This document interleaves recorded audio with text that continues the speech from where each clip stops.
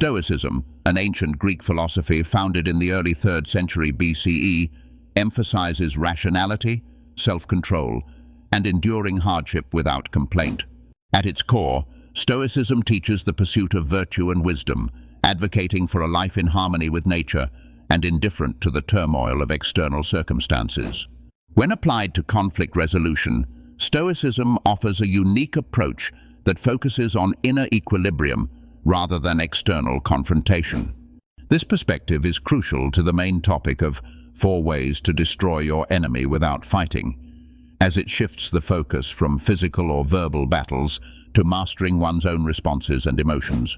One significant real-world application of Stoicism in conflict resolution is the practice of cognitive distancing, which encourages individuals to detach emotionally from provoking situations and evaluate them from a rational standpoint.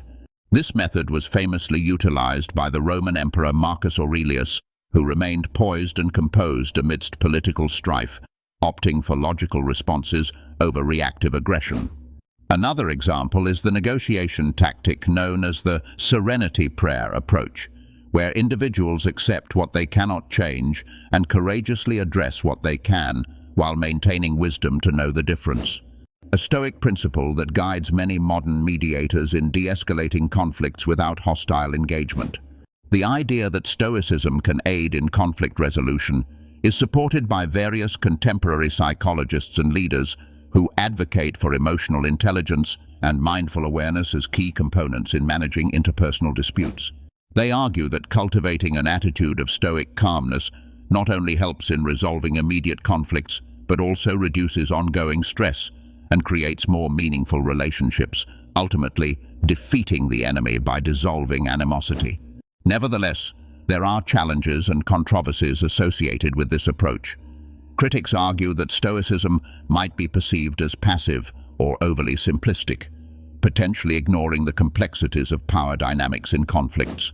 Others believe that the Stoic emphasis on bearing suffering silently can inadvertently suppress genuine emotions that need to be addressed through open communication. Some alternative viewpoints suggest integrating Stoicism with more expressive forms of conflict resolution to establish a balance. This introduction to Stoicism and conflict resolution fundamentally links to other aspects of the topic by laying the groundwork for understanding how inner peace and rational thinking can be more effective than combative strategies. It underscores the idea that true strength lies in self-mastery, thereby setting the stage for exploring other non-violent ways to overcome adversaries, emphasizing internal transformation over external confrontation. Understanding the enemy through insight over confrontation emphasizes the power of perception and knowledge in dealing with adversaries. This approach is rooted in the Stoic philosophy of using wisdom and understanding rather than immediate aggression or physical conflict. By comprehensively understanding our opponents, their motivations, strengths, weaknesses, and strategies, we can navigate challenges more effectively while maintaining our composure and moral integrity. This method favors mental over physical engagement, advocating for a deeper, strategic awareness that often renders direct confrontation unnecessary. The significance of this concept lies in its ability to transform a potentially volatile situation into an opportunity for growth and learning. By choosing insight over confrontation, we reduce the risks associated with physical or verbal disputes, such as escalation of violence or lasting enmity. Instead, we align more closely with the Stoic values of rationality, patience, and wisdom. This approach not only avoids unnecessary conflict, but can also lead to constructive outcomes, such as mutual understanding or even reconciliation. One example of this in practice is the use of diplomacy in international relations. Rather than engaging in warfare, countries often employ diplomacy to understand the motivations and fears of their adversaries, leading to peaceful resolutions. Another example can be seen in business negotiations, where understanding a competitor's business model and market strategy can allow a company to strategically position itself, potentially leading to a competitive advantage without any hostile interaction. There is considerable support for this idea, particularly in philosophies and strategies that value long-term outcomes over short-term victories.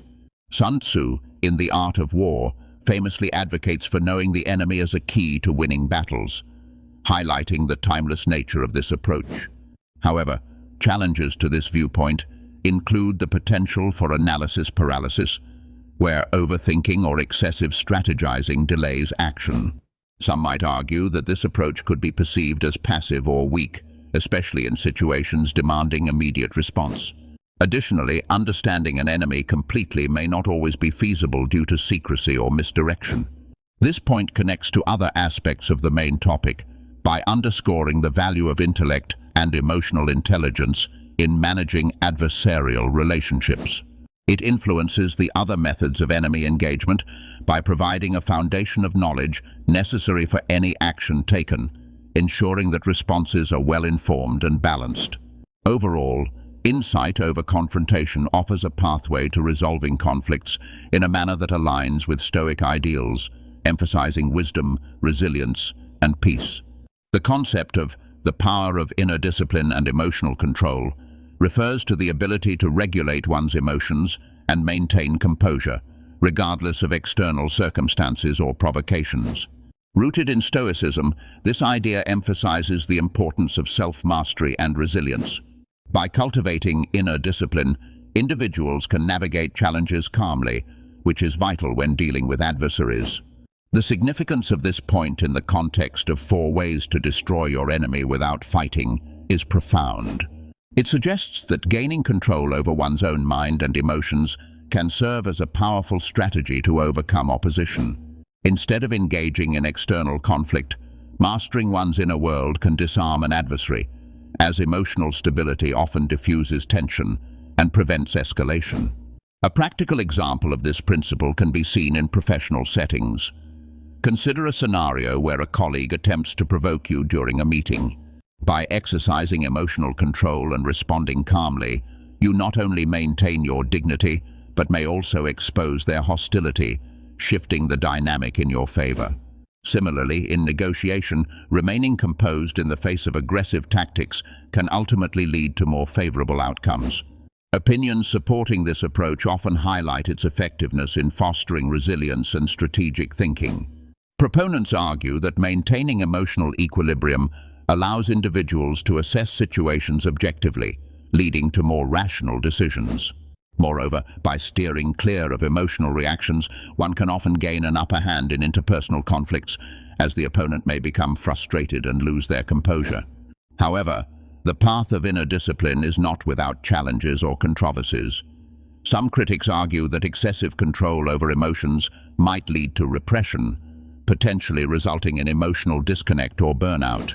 Others may suggest that in certain situations, expressing emotions openly can lead to healthier relationships or more immediate resolutions. Alternative viewpoints also consider the balance between emotional control and emotional expression, advocating for a nuanced approach tailored to individual circumstances. This point connects to other aspects of the main topic by laying a foundation for strategic thinking and conflict resolution. Inner discipline and emotional control directly influence one's ability to employ other non-combative tactics effectively. By mastering this internal aspect, individuals can better manage external situations, leading to more sustainable resolutions in conflicts, thereby destroying the enemy without engaging in actual combat. Indeed, the mastery of self becomes a pivotal tool in navigating both personal and professional landscapes with grace and efficacy. Turning adversity into an advantage is a core tenet of Stoicism, illustrating the philosophy's emphasis on resilience and inner strength. This concept involves recognizing challenges not as insurmountable obstacles, but as opportunities for growth and development. In the context of 4 ways to destroy your enemy without fighting, turning adversity into an advantage means leveraging difficult situations to improve oneself, thereby nullifying the influence or power adversaries might have over you. The significance of this point lies in its transformational potential. Instead of engaging in confrontation, one uses misfortune or hardship as a stepping stone to personal and strategic advancement, effectively neutralizing threats through self-improvement. Real-world applications of this principle abound. Consider the story of Thomas Edison, who, when faced with a devastating fire that destroyed his laboratories, used the disaster as an opportunity to rebuild and innovate. Rather than being defeated by the setback, Edison famously remarked that all his mistakes were burned up, giving him a fresh start. In another example, businesses often face unforeseen crises. Those that adapt, finding ways to innovate and improve their operations, can emerge stronger, effectively turning their challenges into advantages over competitors who fail to adapt. Support for this concept can be found in opinions from various thought leaders who advocate for resilience and adaptability as key to success. For instance, Ryan Holiday, author of The Obstacle is the Way, argues that viewing obstacles as opportunities allows individuals to thrive in adversity, echoing Stoic virtues. However, challenges to this perspective include the difficulty in maintaining a positive outlook during extreme adversity. Critics might argue that it's unrealistic to always find a silver lining in every situation, especially when immediate survival or well-being is at stake. Turning adversity into an advantage connects to other aspects of the main topic by reinforcing the Stoic approach to dealing with adversaries.